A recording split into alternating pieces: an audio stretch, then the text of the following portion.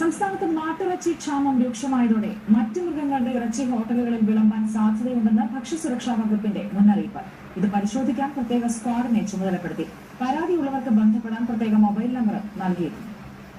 സമരം കാരണം മാട്ടിറച്ചി കിട്ടാനില്ലാത്ത സാഹചര്യത്തിലാണ് ഭക്ഷ്യസുരക്ഷാ വിഭാഗം മുന്നറിയിപ്പുമായി രംഗത്തെത്തിയിരിക്കുന്നത്. ഹോട്ടലുകളിൽ മാട്ടിറച്ചിക്ക് പകരം മറ്റു മൃഗങ്ങളുടെ ഇറച്ചി എത്താൻ സാധ്യതയുണ്ട്. സുനാമി ഇറച്ചി സംസ്ഥാനത്തിന്റെ വിവിധയിടങ്ങളിൽ നിന്നും ഇതിനോടകം പിടികൂടി കഴിഞ്ഞു. സംസ്ഥാനത്ത് മാട്ടിറച്ചി വിഭവങ്ങളുടെ ജനപ്രീതിയാണ് ഹോട്ടലുകാരെ ഇതിന് പ്രേരിപ്പിക്കുന്നത്. ചിക്കൻ വിഭവങ്ങളെ അപേക്ഷിച്ച് ബീഫിന് വിലയും കുറവാണ്.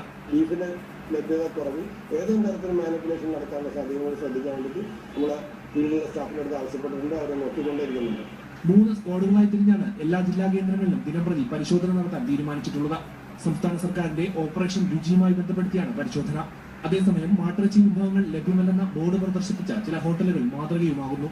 സ്റ്റാഫിന് പ്രത്യേക നിർദ്ദേശം കൊടുത്തിട്ടുണ്ട്. ഈ വാർത്ത വന്നത് മുതൽ കിച്ചൺ തമിഴ്നാട്ടിൽ നിന്ന് ഇങ്ങനെ ഗവൺമെൻറ് പ്രധാനപ്പെട്ട ഒരു സോഴ്സ് വേണം വരുന്നില്ല എന്ന് കണ്ടപ്പോൾ തന്നെ ഈ പറഞ്ഞ കാര്യത്തിൽ ഞങ്ങളൊരു പ്രത്യേക ശ്രദ്ധ കൊടുക്കാൻ വേണ്ടി പറഞ്ഞിട്ടുണ്ട്. ഹോട്ടലുകളിൽ നിന്ന് ഭക്ഷണം കഴിക്കുന്നവർക്ക് ഏതെങ്കിലും തരത്തിലുള്ള പരാതി ഉണ്ടെങ്കിൽ ജില്ലാ ഭക്ഷ്യസുരക്ഷാ വിഭാഗം മേധാവിയെ അറിയിക്കാം. കോഴിക്കോട് നിന്നും RP വിനോദ്, ഏഷ്യാനെറ്റ് ന്യൂസ്. മാട്ടിറച്ചിയുടെ വ്യാജനെ പേടിക്കണമെന്ന വിഷയം ഓപ്പൺ ഫോറം ഇന്ന് ചർച്ച ചെയ്യുമ്പോൾ പ്രേക്ഷകർക്കും നിങ്ങളുടെ അഭിപ്രായങ്ങൾ ഞങ്ങളെ അറിയിക്കാവുന്നതാണ്.